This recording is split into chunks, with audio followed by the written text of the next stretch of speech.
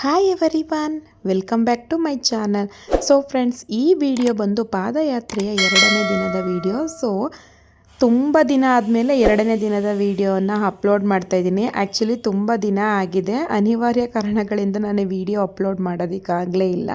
So 2ನೇ ದಿನ ನಾವು ಹನೂರಿನವರೆಗೂ ಕೂಡ ಪಾದಯಾತ್ರೆಯನ್ನು ಕೈಗೊಂಡಿರುವಂಥದ್ದು. ಅಂದರೆ 32 ಕಿಲೋಮೀಟ್ರ್ ಇದೆ. ಸೊ ಬರಬೇಕಾದ್ರೆ ನಾವು ದಾರಿಯಲ್ಲಿ ಸಿಂಗನಲ್ಲೂರು ಸಿಗುತ್ತೆ. ಇಲ್ಲಿ ತುಂಬ ಪ್ರಸಿದ್ಧವಾದಂತಹ ಕಟ್ಟೆಬಸವಪ್ಪನ ದೇವಸ್ಥಾನ ಸಿಗುತ್ತೆ. ಕರೆಕ್ಟಾಗಿ ಈಗ ಸಮಯ ಬಂದು 5 ಗಂಟೆ ಆಗಿದೆ.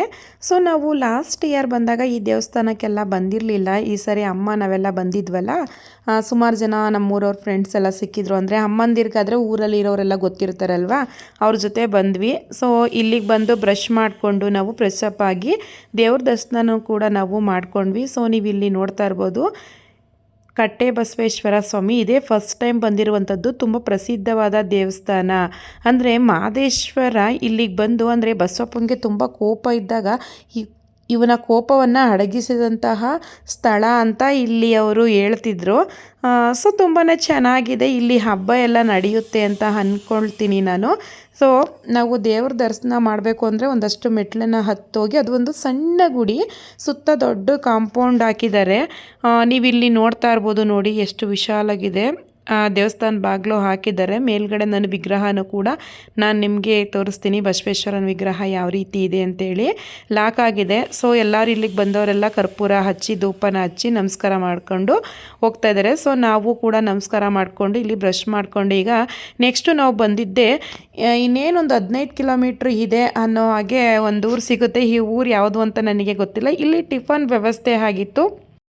ಈ ಗ್ರೌಂಡ್ ಬಂದು ಸ್ಕೂಲ್ ಮನೆ ಗ್ರೌಂಡ್ ಆಗಿರುತ್ತೆ. ತುಂಬ ಅಂದರೆ ತುಂಬಾ ದೊಡ್ಡ ಗ್ರೌಂಡು. ಎಲ್ಲರೂ ಕೂಡ ಪಾದಯಾತ್ರೆ ಬಂದಿದ್ರಲ್ಲ, ಎಲ್ಲರೂ ಕೂಡ ಬಂದು ಇಲ್ಲಿ ಆಲ್ರೆಡಿ ಕಾಯ್ತಾ ಇದ್ರು. ಇನ್ನೂ ಟಿಫನ್ ರೆಡಿಯಾಗಿರುವಂಥ ಟೆಂಪೋ ಬಂದಿರಲಿಲ್ಲ. ಒಂಥರ ಖುಷಿ ಆಗುತ್ತೆ. ಇಲ್ಲಿ ವೆದರ್ ತುಂಬ ಕೋಲ್ಡ್ ಇತ್ತು. ಮತ್ತು ಏನಪ್ಪ ಅಂದರೆ ಎಲ್ಲರೂ ಅಲ್ಲಿ ನಡ್ಕೊಂಡು ಬಂದಿರ್ತಾರಲ್ಲ, ತುಂಬ ಸುಸ್ತಾಗಿದ್ರಲ್ಲ, ಇಲ್ಲೆಲ್ಲ ಉಲ್ಪಸ್ರೆ ಇದ್ರೋದ್ರಿಂದ ಎಲ್ಲ ಅಲ್ಲಲ್ಲೇ ಪ್ಲೇಟ್ ಹಿಡ್ಕೊಂಡು ಮಲ್ಕೊಳ್ಳೋರು ಮಲ್ಕೊಂಡಿರ್ತಾರೆ, ಕುತ್ಕೊಂಡು ಆರಾಮ್ಸೆ ರೆಸ್ಟ್ ಮಾಡ್ತಾಯಿದ್ರು.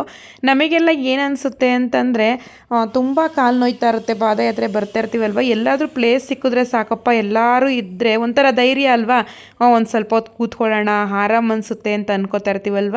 ಟಿಫನ್ ಬರೋದು ಲೇಟಾಗಿದ್ರಿಂದ ಎಲ್ಲರೂ ಕೂಡ ಕೂತ್ಕೊಂಡು ಆರಾಮಾಗಿ ಮಾತಾಡ್ತಾ ಇದ್ದಾರೆ.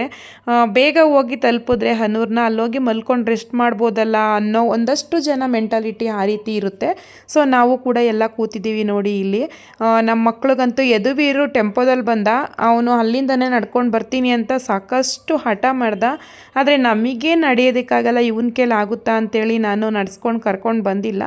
ತಾಳಬೆಟ್ಟದಿಂದ ಬೆಟ್ಟದವರೆಗೂ ಬೆಟ್ಟ ಹತ್ತಿದ್ರೆ ಸಾಕು ಇವನು ಅಂತೇಳಿ ನಾನು ಮಳವಳ್ಳಿನೇ ಇವನನ್ನು ಟೆಂಪೋ ಹತ್ತಿಸಿದ್ದು ನಾನು. ಸೊ ಎಲ್ಲರೂ ಕೂಡ ಟಿಫನ್ ಮಾಡ್ತಾ ಇದ್ದಾರೆ. 2ನೇ ದಿನ ಬೆಳಗ್ಗೆ ಟಿಫನ್ ಬಂದು ಎಲ್ಲರಿಗೂ ಕೂಡ ಪಲಾವ್ ಮಾಡಿದ್ದಾರೆ. ತುಂಬ ಜನ ಇದ್ದಾರೆ, ನೀವು ಇಲ್ಲಿ ಅಬ್ಸರ್ವ್ ಮಾಡ್ತಾ ಇರ್ಬೋದು. ಸುಮಾರು 1,500 ಜನ ಬಂದಿದ್ದಾರೆ ಅಂತಲೇ ಹೇಳ್ಬೋದು. ಅಂದರೆ 7-8 ಹಳ್ಳಿಯಿಂದ ಬಂದಿರೋರಲ್ವಾ. ಸೊ ಹಾಗಾಗಿ ತುಂಬ ಜನ ಇದ್ದಾರೆ.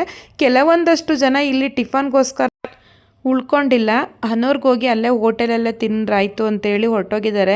ಅವ್ರ ಮೆಂಟಾಲಿಟಿ ಯಾವ ರೀತಿ ಇರುತ್ತಪ್ಪ ಅಂದರೆ, ಬೇಗನೆ ಹೋದರೆ ಮಲ್ಕೊಂಡು ರೆಸ್ಟ್ ಮಾಡ್ಬೋದು, ಯಾಕಂದರೆ ಕಾಲೆಲ್ಲ ಊದ್ಕೊಂಡಿರುತ್ತೆ, ಒಪ್ಪಳೆ ಬಂದಿರುತ್ತೆ. ಸೊ ಹಾಗಾಗಿ ಒಂದಷ್ಟು ಆಯಿಂಟ್ಮೆಂಟ್ ಹಾಕ್ಕೊಂಡು ಮಲ್ಕೋಬೋದಲ್ಲ ಅನ್ನೋ ಒಂದು ಮೆಂಟಾಲಿಟಿ ಇರುತ್ತಲ್ವ. ಕೆಲವೊಂದಷ್ಟು ಜನಕ್ಕೆ ಇಲ್ಲೇ ತಿಂಡಿ ತಿನ್ಕೊಂಡು ಹೋಗೋಣ, ಆರಾಮ್ಸೆ ನಿಧಾನಕ್ಕೆ ಮಲ್ಕೋಬೋದಲ್ಲ ಅನ್ನೋದಿರುತ್ತೆ. ಸೊ ಇನ್ನೊಂದು 6 ಕಿಲೋಮೀಟ್ರ್ ಇತ್ತು. ಎಲ್ಲರಿಗೂ ಕೂಡ ದಾಹ ಆಗ್ತಾಯಿತ್ತು. ಹಾಗಾಗಿ ನಾವೆಲ್ಲ ಜ್ಯೂಸ್ ಕಾಫಿ ಏನಾದರೂ ತಗೊಳ್ಳೋಣ ಅಂತೇಳಿ ಮಧ್ಯದಾರಿಯಲ್ಲಿ ಹೋಟೆಲ್ಗೆ ಬಂದಿದ್ದೀವಿ. ಅಲ್ಲಿ ಕೂತ್ಕೊಂಡು ಒಂದು ಸಣ್ಣ ಸೆಲ್ಫಿ ವಿಡಿಯೋ ತೆಗಿತಾ ಇದೆ. ನಾನು, ಸುನೀತಾ, ಅಮ್ಮ, ಮಂಜ ಲಾಸ್ಟಿಗೆ ಉಳ್ಕೊಂಡಿದ್ದು. ಯಾಕಂದರೆ ಶಾಂತಾಂಟಿ ಆಗಲಿ ಮತ್ತು ಮಂಗಳಕ್ಕ, ಒಬ್ಬರು ಸುನೀತಾ ಅವ್ರ ಫ್ರೆಂಡ್ ಬಂದಿದ್ದರು. ಅವ್ರಿಗೂ ಕೂಡ ಪಾಪ ತುಂಬ ಕಾಲು ನೋವು ಬಂದಿತ್ತು. ಅವರೆಲ್ಲ ಆಲ್ರೆಡಿ ಬಂದು ನೋಡಿ ಮಲ್ಕೊಂಡು ರೆಸ್ಟ್ ಮಾಡ್ತಾ ಇದ್ದಾರೆ. ಅಷ್ಟರಲ್ಲಿ ನಾವು ಕೂಡ ಬಂದ್ವಿ.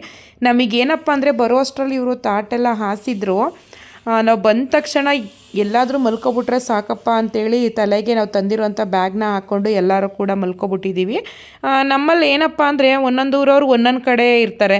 ಇದು ಬಂದು ಹನೂರಿನ RMC ಆಗಿರುತ್ತೆ. ಸೊ ನಮ್ಮೂರವರೆಲ್ಲ ಎಲ್ಲಿರ್ತಾರೆ, ನಾವು ಅಲ್ಲಿದ್ದರೆ ಖುಷಿ ಅಲ್ವ ನಮಗೆ.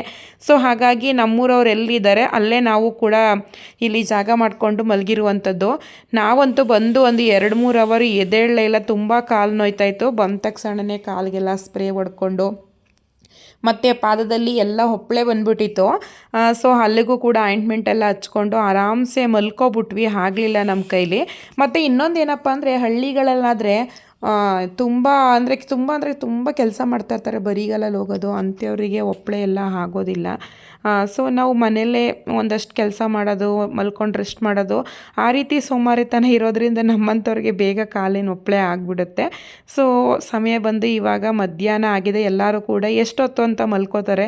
ಮೊದಲು ರೆಸ್ಟ್ ಕೇಳುತ್ತೆ ನಮ್ಮ ಬಾಡಿ, ಆಮೇಲೆ ಕುತ್ಕೊಂಡು ಮಾತಾಡೋಣ ಅಂತ ಅನಿಸುತ್ತೆ. ಸೊ ಎಲ್ಲರೂ ಕೂಡ ನಿದ್ದೆಯಿಂದ ಎದ್ದು ಒಂದಷ್ಟೊತ್ತು ಕುತ್ಕೊಂಡು ಮಾತಾಡ್ತಾಯಿದ್ರು. ಅಷ್ಟರಲ್ಲಿ ಅನೌನ್ಸ್ ಮಾಡಿದ್ರು, ಊಟ ರೆಡಿಯಾಗಿದೆ ಬನ್ನಿ ಊಟ ಮಾಡಿ ಅಂತೇಳಿ. ಸೊ ಹಾಗಾಗಿ ನಾವೆಲ್ಲರೂ ಕೂಡ ಊಟಕ್ಕೆ ಹೋಗ್ತಾಯಿದ್ದೀವಿ. ಹೋಗ್ಬೇಕಾದ್ರೇ ಹೇಳಿದರು ತಟ್ಟೆ ಲೋಟ ಎಲ್ಲ ತೊಗೊಂಡು ಬರಬೇಕು ಅಂತ ಹೇಳಿ. ಗೊತ್ತಿಲ್ಲದೆ ಇರೋರಿಗೆ ಇಲ್ಲೇ ಎಲೆನ ಕೊಡ್ತಾಯಿದ್ರು. ನಾವಂತೂ ತಟ್ಟೆ ತೊಗೊಂಡು ಬಂದಿದ್ವಿ. ಸೊ ಹಾಗಾಗಿ ಎಲ್ಲರೂ ಲೈನಲ್ಲಿ ನಿಂತ್ಕೊಂಡು ಊಟ ಹಾಕಿಸ್ಕೊತಾ ಇದ್ದೀವಿ. ನೀವು ಇಲ್ಲಿ ನೋಡ್ತಾ ಇರ್ಬೋದು. ಇಲ್ಲಿ ಅಡುಗೆ ರೆಡಿ ಆದಮೇಲೆ ಮೊದಲು ಪೂಜೆ ಎಲ್ಲ ಮಾಡಿ ನಂತರ ಊಟ ಕೊಡುವಂಥದ್ದು. ಇಲ್ಲಿ ಹುಲಿ ವಾಹನ ಬರುತ್ತೆ, ನಾವು ಪಾದಯಾತ್ರೆ ಹೋಗ್ತೀವಲ್ಲ ನಮ್ಮ ಮುಂದೆ. ಸೊ ಅಲ್ಲಿಗೆ ದೇವರಿಗೆ ಎಡೆ ಇಟ್ಟು ಆಮೇಲೆ ಜನಗಳಿಗೆ ಊಟ ಕೊಡುವಂಥದ್ದು.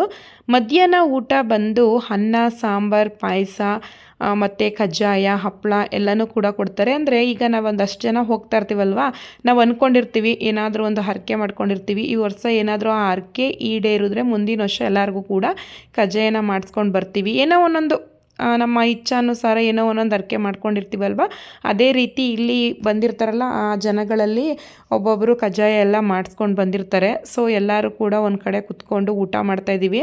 ಮತ್ತು ಏನಪ್ಪ ಅಂದರೆ ನಾವು ಒಂದು ಕಡೆ ಚಪ್ಪಳಿಕೆ ಉಟ್ಕೊಂಡು ಊಟ ಮಾಡೋದಕ್ಕಾಗಲ್ಲ, ಯಾಕಂದರೆ ಕಾಲುಗಳೆಲ್ಲ ನೋಯ್ತಾ ಇರುತ್ತೆ. ಸದ್ಯ ಕೆಳಗಡೆ ಕೂತ್ಕೋತೀವಲ್ಲ ಅದೇ ಖುಷಿ. ಸೊ ಇದೊಂಥರ ವಾತಾವರಣ ಚೆನ್ನಾಗಿದೆ ಅಂತಲೇ ಹೇಳ್ಬೋದು. ನಮ್ಮೂರವರೆಲ್ಲ ಒಂದು ಕಡೆ ಸಿಗ್ತಾರೆ ಮಾತಾಡೋದಕ್ಕೆ, ಅದೊಂದು ಖುಷಿಯಾಗುತ್ತೆ. ಸೊ ಅಲ್ಲಿಂದ ಊಟ ಮಾಡಿಕೊಂಡು ನಾವು ಮಲ್ಕೊಳ್ಳುವಂಥ ಪ್ಲೇಸ್ ಹತ್ರ ಬಂದ್ವಿ. ಪಾಪ ಮಂಜ ಅವನು ಮುಡಿಯ ಕೂಡೋದಕ್ಕೆ ಕೂದಲೆಲ್ಲ ಬಿಟ್ಕೊಂಡಿದ್ದ. ನಮ್ಮ ಮಕ್ಕಳಂತ ಅವನಿಗೆ ಜಡೆ ಹಾಕೋದು, ಅವನಿಗಂತೂ ಸಿಕ್ಕಾಪಟ್ಟೆ ಟಾರ್ಚರ್ನ ಕೊಟ್ಟರು. ಸಮಯ ಬಂದು ಕರೆಕ್ಟಾಗಿ ಈಗ 6:30 ಆಗಿದೆ. 6:30 ಆಗ್ತಾ ನಿಮಗೆ ಗೊತ್ತಿರ್ಬೋದು, ಹೊರಗಡೆ ಈ ಸಮಯದಲ್ಲಂತೂ ಸೊಳ್ಳೆಗಳು ತುಂಬ ಅಂದರೆ ತುಂಬ. ಇಲ್ಲಿ ಗಿಡಗಳೆಲ್ಲ ತುಂಬ ಇರೋದ್ರಿಂದ ಹೇಳಿ ಕೇಳಿ ಸೊಳ್ಳೆ ತುಂಬಾ ಇತ್ತು. ಈ ಸಣ್ಣ ಪುಟ್ಟ ಮಕ್ಕಳೆಲ್ಲ ಬಂದಿದ್ರಲ್ಲ ಊರಿಂದ, ಅವರೆಲ್ಲ ಒಂದು ಐಡಿಯಾ ಮಾಡಿ ಒಣಗಿರೋ ಕಡ್ಡಿ ಎಲ್ಲ ತಂದು ಒಂದು ಕಡೆ ಹಾಕಿ, ಅಲ್ಲಿ ಬೇವಿನ ಮರ ಇತ್ತು, ಬೇವಿನ ಕಡ್ಡಿ ಎಲ್ಲ ತಂದು ಈಗ ಹೊಗೆ ಹಾಕ್ತಾಯಿದ್ದಾರೆ. ನೀವು ಇಲ್ಲಿ ನೋಡ್ತಾ ಇರ್ಬೋದು. ಅವ್ರಿಗೇನೋ ಒಂಥರ ಎಂಜಾಯ್ಮೆಂಟ್. ನಾವು ಅಂದ್ಕೊಂಡ್ವಿ ಸೊಳ್ಳೆ ಹೋಗುತ್ತಲ್ಲ ಅಂತ ಹೇಳಿ ಬೇವಿನ ಕಡ್ಡಿ ತಂದು ಹಾಕ್ರೋ ಅಂತ ಹೇಳಿದ್ವಿ. ಸದ್ಯ ಆಂಟಿದಿರು ಬೈತಾ ಇಲ್ವಲ್ಲ ಅಂತೇಳಿ ಅವು ತಂದು ಹಾಕಿ, ಅಂದರೆ ಅಲ್ಲಿಗೆ ಒಂದೊಂದು ಪೇಪರ್ ಹಾಕೋದು, ಆಟ ಆಡೋದು. ಈ ಸುತ್ತ ನಾವು ಒಂದು ಕಡೆ ಇದೀವಲ್ಲ ನೋಡಿ, ಸುತ್ತ ಒಂದೊಂದು ಕಡೆ ಬೆಂಕಿ ಹಾಕಿದ್ರು. ಸದ್ಯ ಒಂದು ಸೊಳ್ಳೆನೂ ಕೂಡ ಯಾರಿಗೂ ಕೂಡ ಕಚ್ಚಿಲ್ಲ. ಅದೊಂದೇ ಖುಷಿಯಾಗೋದು. ರಾತ್ರಿ ಆಗ್ತಾ ತುಂಬ ಕತ್ಲಾಯಿತು. 8 ಗಂಟೆ ಆಯ್ತಾ ಪುನಃ ಊಟ ಮಾಡಿಕೊಂಡು ನಮ್ಮ ಮಲಗಿದ್ದೇ ಆಯಿತು. ಸೊ ನಮ್ಮೂರಿಂದ ತುಂಬ ಮಕ್ಕಳು ಬರ್ತಾರೆ, ನಡ್ಕೊಂಡು ಬರೋರು ಬರ್ತಾರೆ. ಆಗಿಲ್ಲ ಅನ್ನೋರು ಟೆಂಪೋ ಹತ್ಬೋದು, ದೊಡ್ಡವ್ರಿಗೂ ಕೂಡ ಅವಕಾಶ ಇರುತ್ತೆ. ಸೊ ಕೆಲವೊಂದಷ್ಟು ಜನಕ್ಕೆ ಕಾಲು ನೋವಿರುತ್ತೆ, ಹರಕೆ ಮಾಡ್ಕೊಬಿಟ್ಟಿರ್ತಾರೆ, ಆದರೆ ಏನು ಮಾಡೋದಕ್ಕಾಗಲ್ಲ. ಒಂದಷ್ಟು ದೂರ ನಡ್ಕೊಂಡು ಬಂದರೆ ಏನೂ ಆಗಲ್ಲ ಅಂಥೇಳಿ ಟೆಂಪೋ ಹತ್ತು ಬರುವಂಥದ್ದು. ಸೊ ಈಗ ಸಮಯ ಬಂದು ಕರೆಕ್ಟಾಗಿ 8:30 ಆಗಿದೆ. ಈಗ ಮಾದೇಶ್ವರ ಅಂದರೆ ಹುಲಿ ವಾಹನಕ್ಕೆ ಪೂಜೆ ಮಾಡ್ತಾ ಇದ್ದಾರೆ. ಮಾಡಿರುವಂಥ ಅಡುಗೆಗೆ ಪೂಜೆ ಮಾಡಿ ನಂತರ ಜನಗಳಿಗೆ ಕೊಡುವಂಥದ್ದು. ರಾತ್ರಿ ಟೈಮ್ ಅಂತೂ ಪಂಕ್ತಿಯಲ್ಲಿ ಊಟ ಕೊಟ್ಟರು. ಸೊ ತುಂಬಾ ಚೆನ್ನಾಗಿತ್ತು ಅಂತಲೇ ಹೇಳ್ಬೋದು.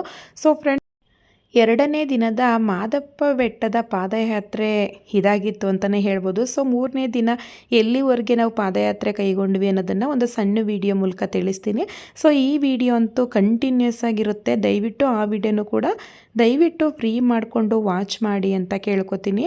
ಸೊ ಮಾದೇಶ್ವರ ಬೆಟ್ಟದಿಂದ ಬಂದಮೇಲೆ ನನಗೆ ತುಂಬ ಹೆಲ್ತ್ ಅಪ್ಸೆಟ್ ಆಗಿರೋದ್ರಿಂದ ನಾನು ವಿಡಿಯೋನ ಅಪ್ಲೋಡ್ ಮಾಡೋದಕ್ಕಾಗಲಿಲ್ಲ.